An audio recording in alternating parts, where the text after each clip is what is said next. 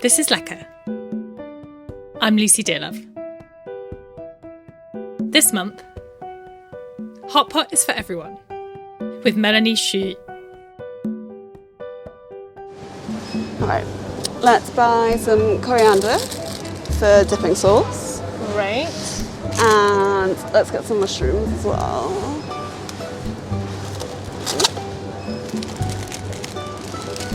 Got some Chinese leaf at home already for some veggies to go in. Right. Could get some, let's get some morning glory, that'll be nice. I really like it, and their little hollow tubes are very good for hot pot. Where is Andrew with his trolley? Oh, there. Right. I guess I should probably take a step back and ask you to explain what it is to somebody. If somebody had never heard of it before, how would you describe it?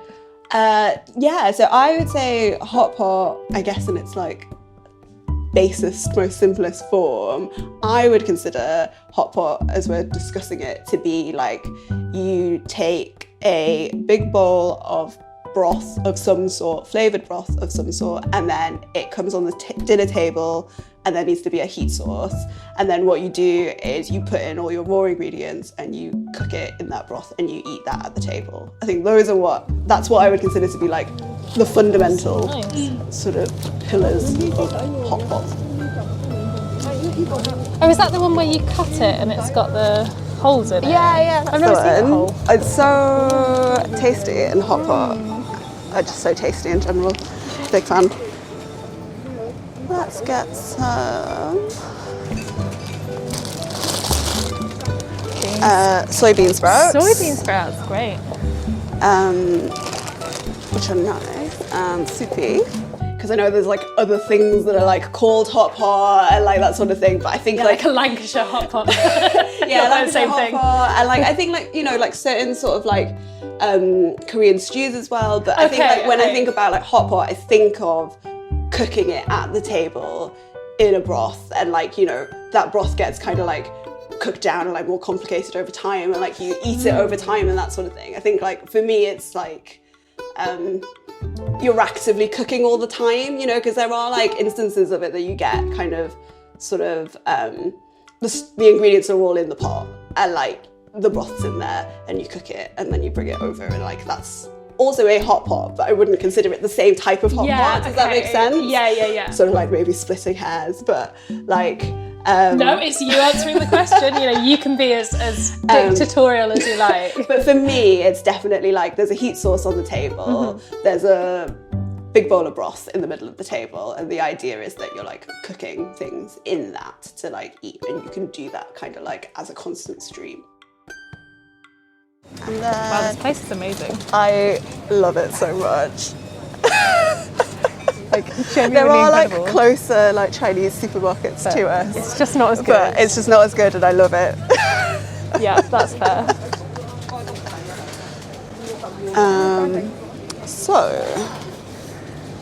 let's get some Oh tofu. my God, yeah. Got some of that already, some Great. deep fried tofu. I think we've got some rice cakes at home actually, so we can put those in.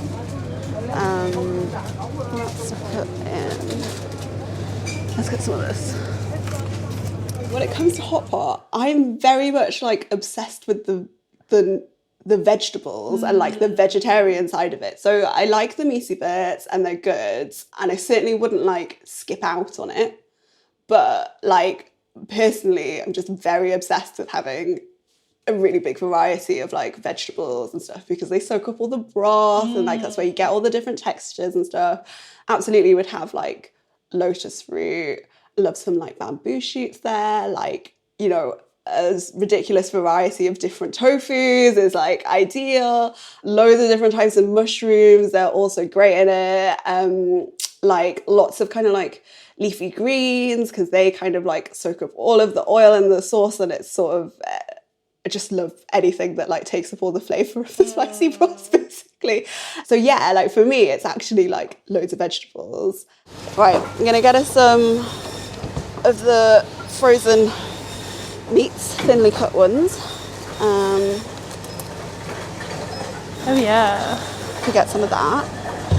And then think over there they'll have some like lamb as well. So it's kind of like, normally it's like thinly cut beef or thinly cut lamb. You can have chicken and pork and stuff as well. It's just a preference. Europe's #1 sliced meat brand. What else should we go for? My one caveat is you have to have spam. I would will not accept a hot pot without spam. I mean, obviously I will, but I would really encourage everyone. It will not go unnoticed. I would really encourage everyone to have spam in their hot pot because it's just. And so do you just slice it and put it in? Yeah, you just slice it and put it in, and it's delicious. Game changer. I've never had it non-fried. Really? Yeah. Right. It's great. It's amazing. Okay. It's one of my favourite things. You've always had it, or luncheon meat in some form. It's always been part of hot pot for me. So how do you generally approach buying hot pot ingredients? Do you have a number per person? Or do you not really think about that? No, because I'm a chronic overfeeder. So basically it's always fine. I always put too much on there. That's good. It's much better that way though. I probably am more just going into the shop, seeing what there is, and being this is what I'd like to have today, of feeling. But every time we have hot pot at home, I always make far too much of it. I chop too much up, and then we're eating chopped up stuff for days. What's the leftover situation like? It's fine because it's uncooked stuff, right? Yeah. So you just got raw, you can use it for other things, or you can do a sort of gangor thing, which is basically a dry hot pot. You can stir fry it with the stuff. It's not really too much of a problem, and not enough food makes me very nervous. I don't know why. I can't deal with it. It makes me really stressed. Yeah, I understand that.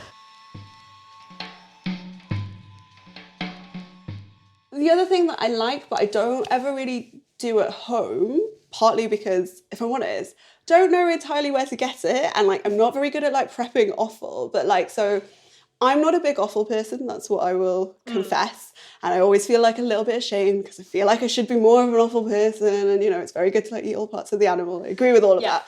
But I never really find myself thinking, I just really want to eat some kidneys right now.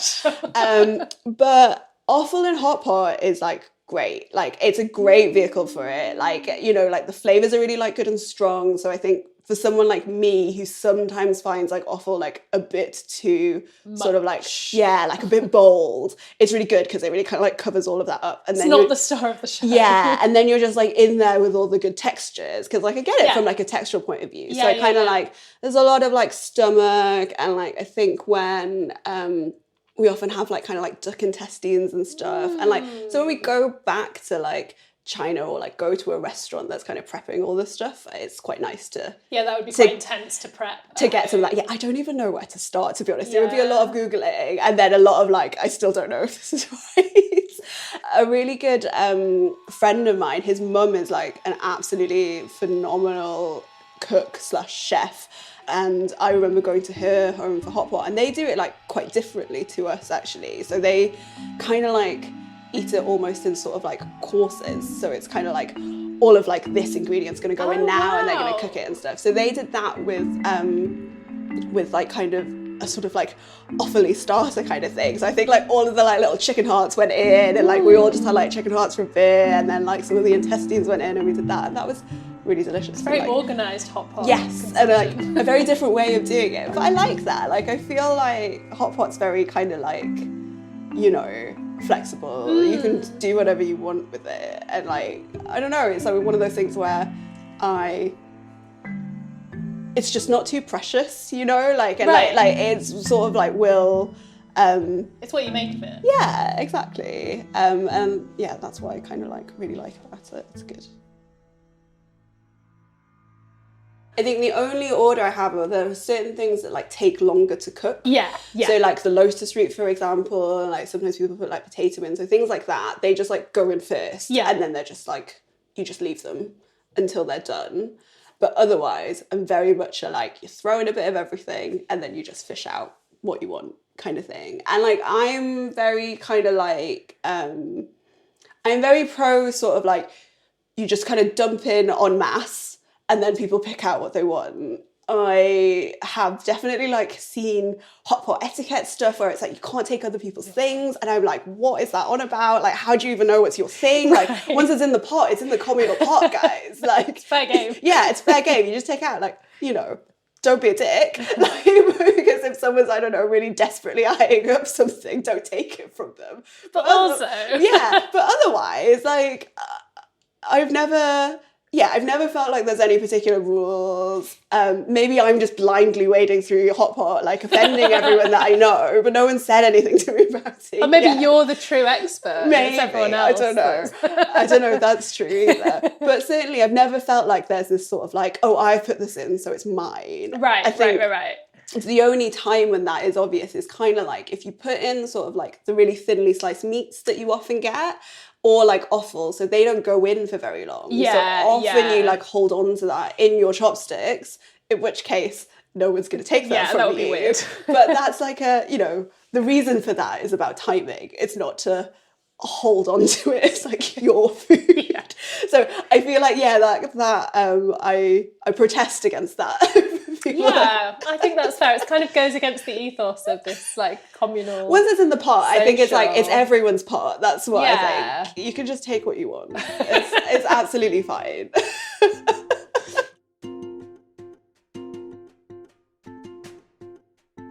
So have you got the base? Yeah, so they do sell bases. just saw some Where are they? there. All here, yeah. So the one that I get is very similar to this. Ooh. But I basically just tends to, when we go back to China, I will normally tell someone the stuff that I want, and then my cousin will buy some for me or send some across. Pre-made bases is really what I would recommend because they're really good and they make things very easy, basically. Yeah. And like, you can make your own, but you know, like why? When you can just buy a block of it for like £4. And they probably do it a lot better than I could, to be honest. But I mean, I guess that's specifically to like mala hot pot. I think there are other hot pots which is quite easy to like do at home. But yeah. All right, let's go. I've literally never done a shop this speedy before. Yeah, that was I feel impressive. uncomfortable that it's gone so quickly because normally you would get to the checkout and you're like, I'm just gonna. And then you just, Yeah, I don't know. I feel really like. Oh, thank you. thank you.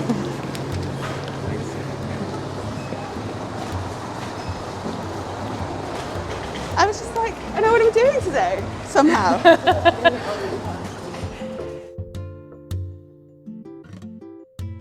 So I'm from Chongqing, and like there's like special sort of like Chongqing Ma like hot pot, so like the spicy sort of like Sichuan peppercorn hot pot. And to be honest, that's pretty much all I ever have, and like what I'm obsessed with and what I'm gonna make us eat. And like I'm fully aware that there's like a million different varieties of hot pot, and I think like you can get lots of them in like London and elsewhere now, but I literally just want this single type like all the time. And that's pretty much what we did like when I was like young in Newcastle with my family as well. We'd go out and like there would always have to be a spicy broth on the table. So is your like earliest memories of it eating it at home?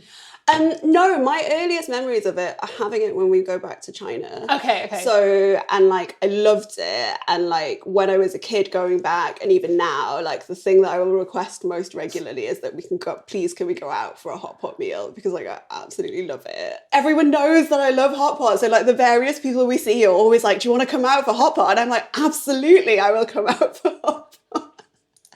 Just have no restraints. Yeah. But yeah, so like my earliest memories are like going back to China and like being taken out for a meal and like having hot pot out. Yeah.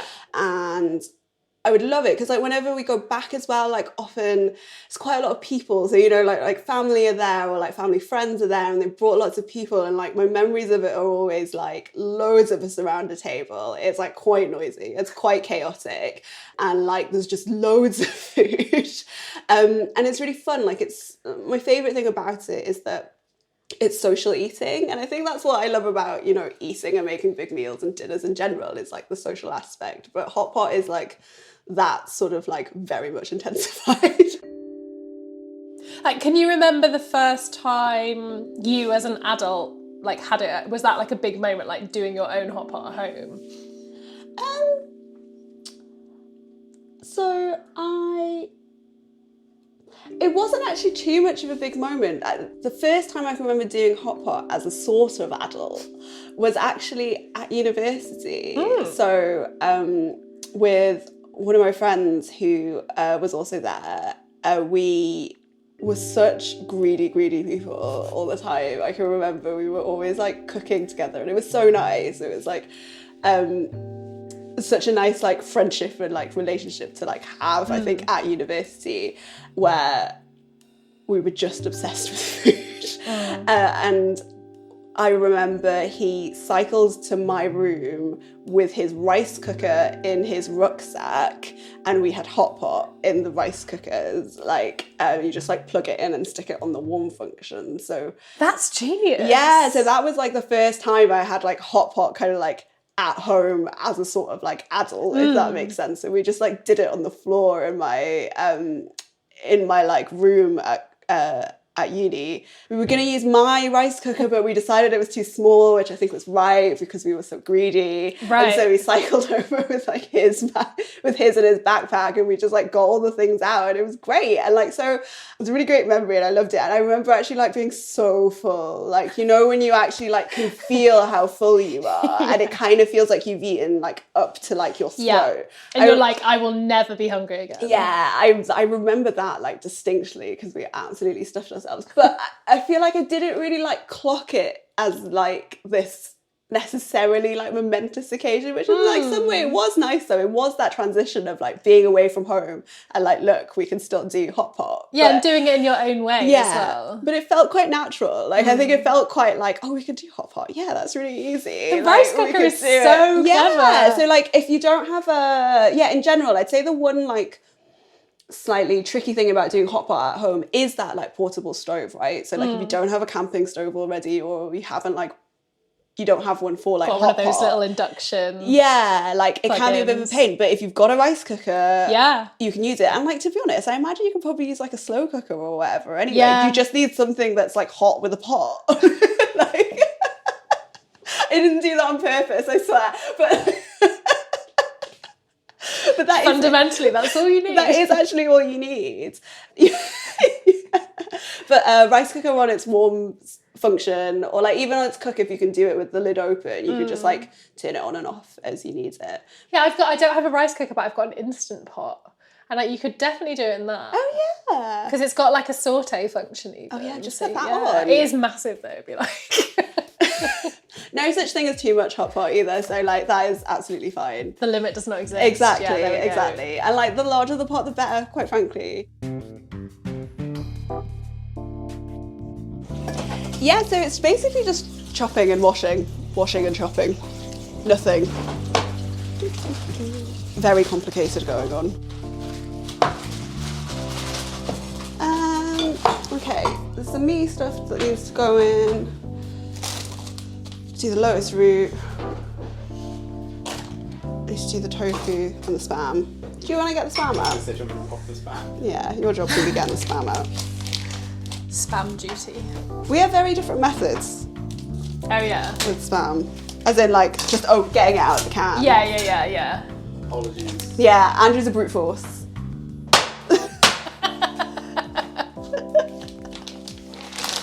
So that's not your preferred method. No, but like, it is much faster. It's effective. It's much faster and more effective. Oh, there we go. Yeah, it's out. I like to do the like squeeze and coax. But I will readily admit that Andrew's method is much faster.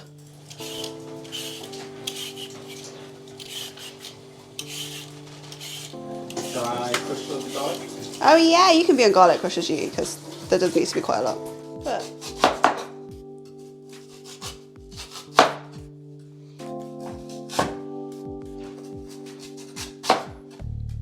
Oh, it's so beautiful.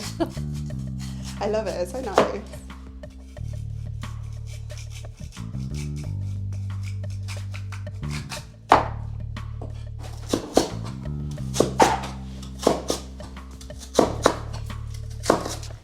And then, what is there?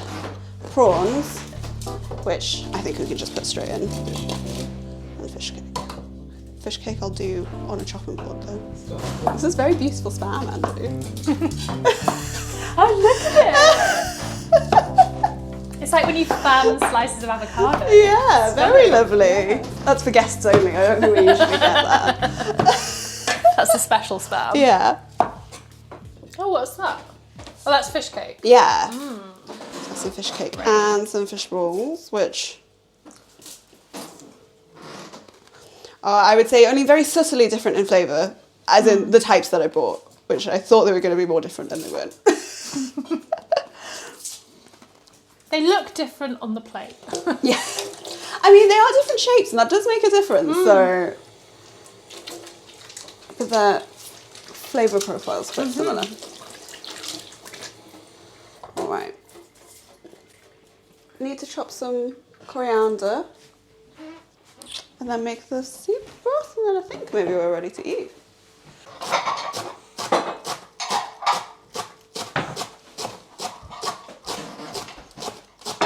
I think that like restaurants must feel like I feel when I do it for dinner. I'm just like, this is great. This is such a good con. Like everyone's like, oh my God, this looks amazing. It's so exciting seeing everything on the table. And I'm like, I've literally not cooked anything.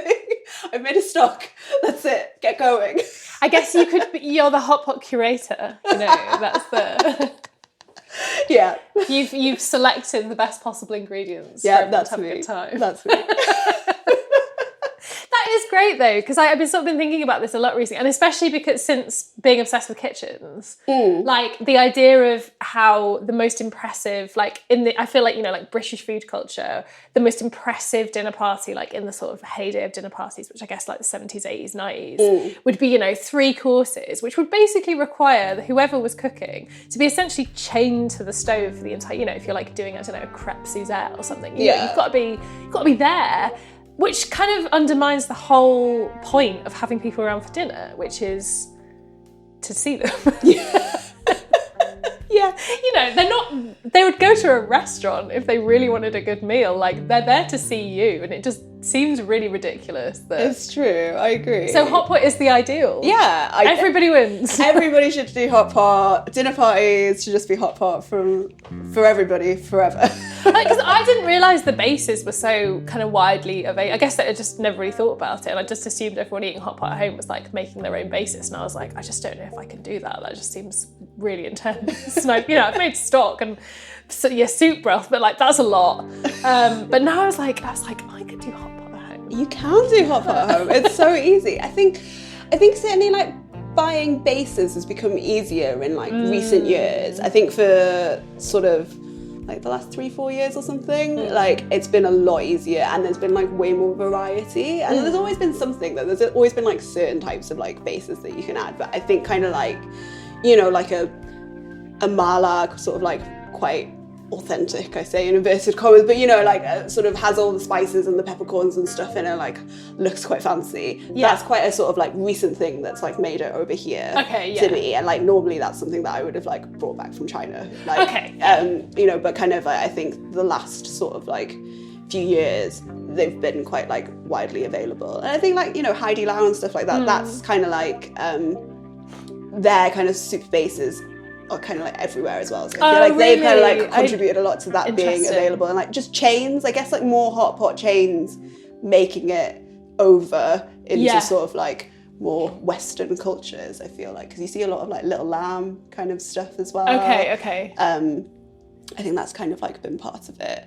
But there's lots of like other like hot pot bases that you can do which are really easy to make at home. Like, to be honest, you could just do like a simple chicken stock. Like sometimes at home, like I think when I was like much younger in Newcastle, like that's what we would do sometimes as well. Like, you know, I've talked about the mala only, but that was like very much like if we go out, there's definitely a spicy base, but sometimes like at home, just for like an easy meal. And actually, hilariously, my parents used to do it in the very early days in a fondue pot that they'd like bought in like TK Maxx or something. I remember like this really like cute little thing that we had. Exactly, and that's what we used to use for it. But I think a lot of the time then as well, it would sort of be like, if it was an easy sort of like quick hot pot dinner, it would just be like a good like chicken stock or a good like master broth kind of thing that they've made.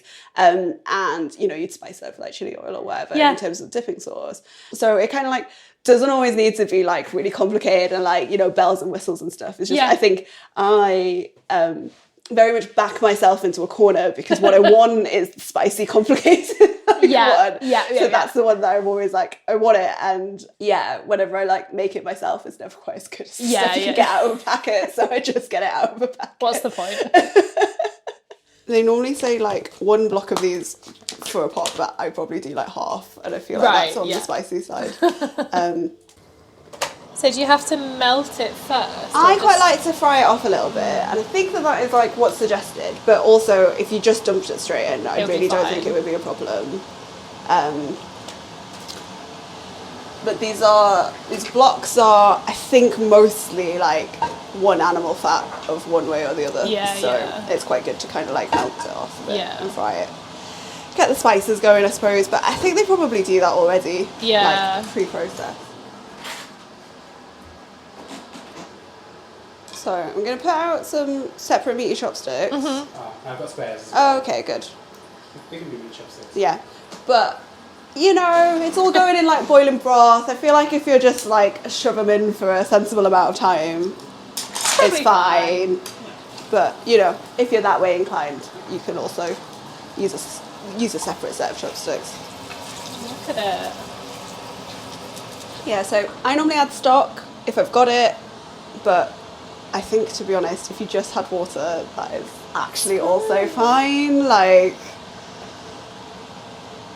there's enough flavour in the base. Yeah, and it's kind of like, you know, I think it should be like a relaxed affair. Like, what's nice about it is that it's like relatively gentle prep, so I don't think there's any need to like stress yourself out being like, I've got to make stock for it or whatever. So if it's only water, you can do it. It's fine. I won't judge you.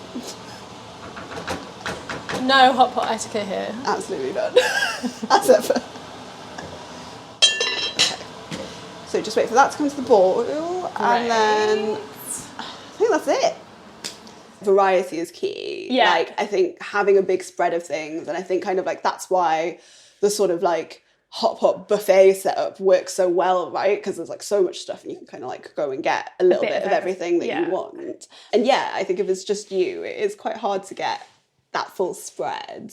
I guess every now and then you just want some hot pot, or maybe you can't round up enough people like while the urge is hitting. Yeah. It does like make me think of this was like years ago, but there was like a I can't remember what it's called, but they opened up like a sort of like singular person hot pot place in like Chinatown.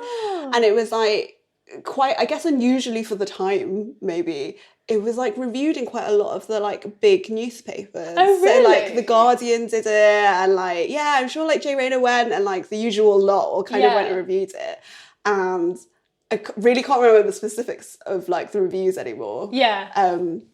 But like my overriding memory was like, no one like really rated it, but mostly because all their articles were like, I don't understand how to eat hot pot, therefore I didn't enjoy eating hot pot.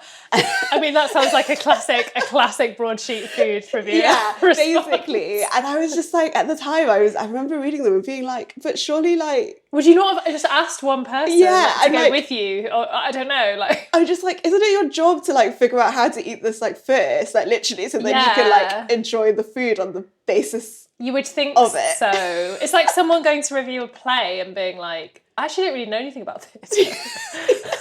Yeah, I didn't know that there were intermissions. I felt like it really ruins the vibe and the flow for me. Really bad. It really interrupts like the narrative for me. Yeah, so there was, and I think like partly that was just sort of like, you know, maybe like not great reviews, as in like not great journalism, if I'm allowed to say that. Maybe I shouldn't say that. No, that's I think pretentious. you're allowed to say that. But also I think part of that was because it's singular one person hot pot, right? Like if you're there and it's like a group thing, they would have had to have turned up with like a few people. Yeah, that's true. You would have like maybe had to have had someone who understood what was going on a little bit more. And like I guess it's just like more convivial and it's like more social and it makes it a bit more fun. I did think kind of like it being like a single person thing, and then they were all mostly they're complaining that they didn't understand how to do this thing and it felt like loads of fuss to do it for themselves and that sort of thing, you know? Yeah. Like, I think it suffered being a one-person hot pot. Yeah. But mostly it was just people being like, I don't understand what to do with like the utensils or how to like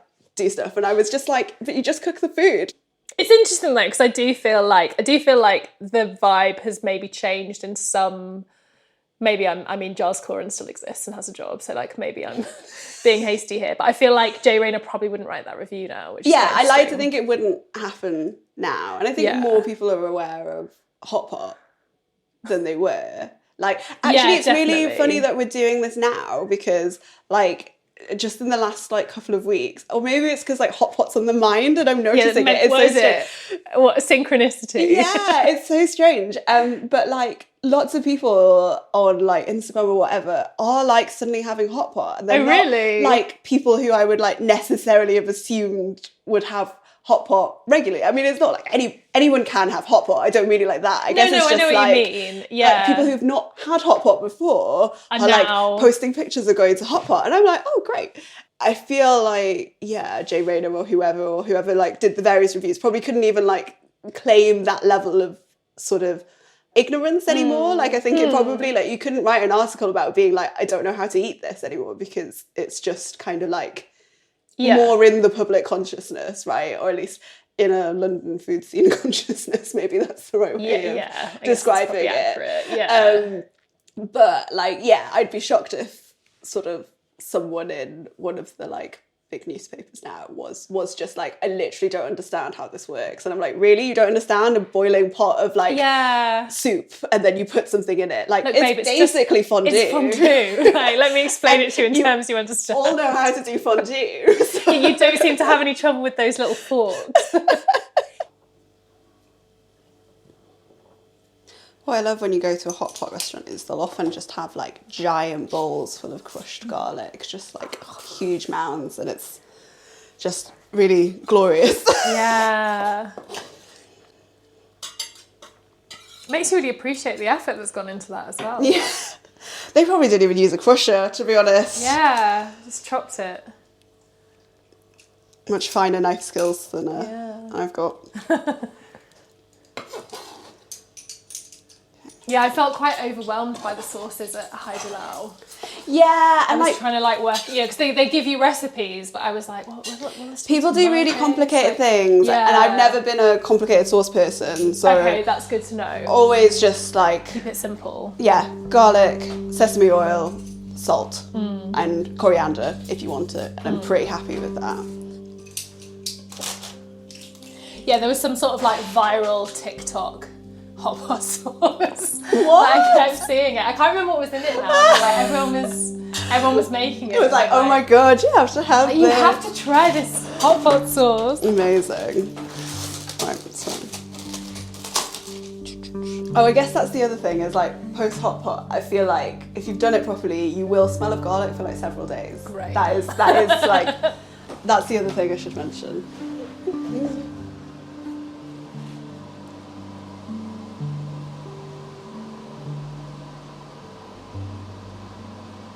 It is good though. This is how you want the table to look, I think. Like, this is what I would consider to be a good amount.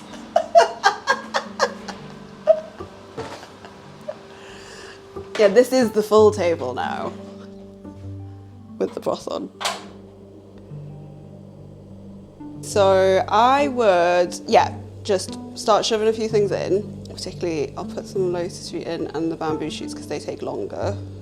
Kind of normally the way we do it is we chuck a whole load of stuff in and you, like, everything has, like, you know, different lengths of time to cook. So you kind of, like, fish stuff out when it's ready, but you wait for, like, a boil to come back, at least normally. Yeah. Is what we do.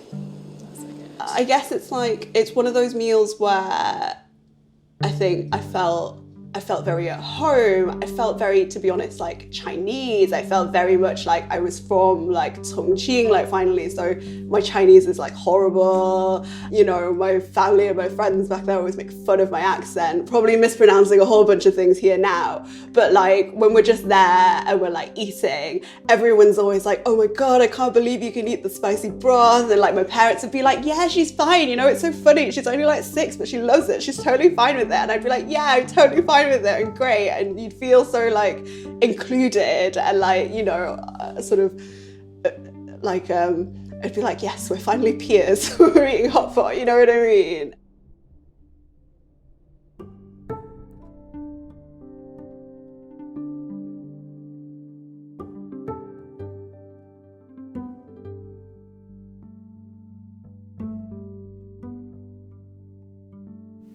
Thank you to Mel and her partner Andrew for their hot pot hospitality.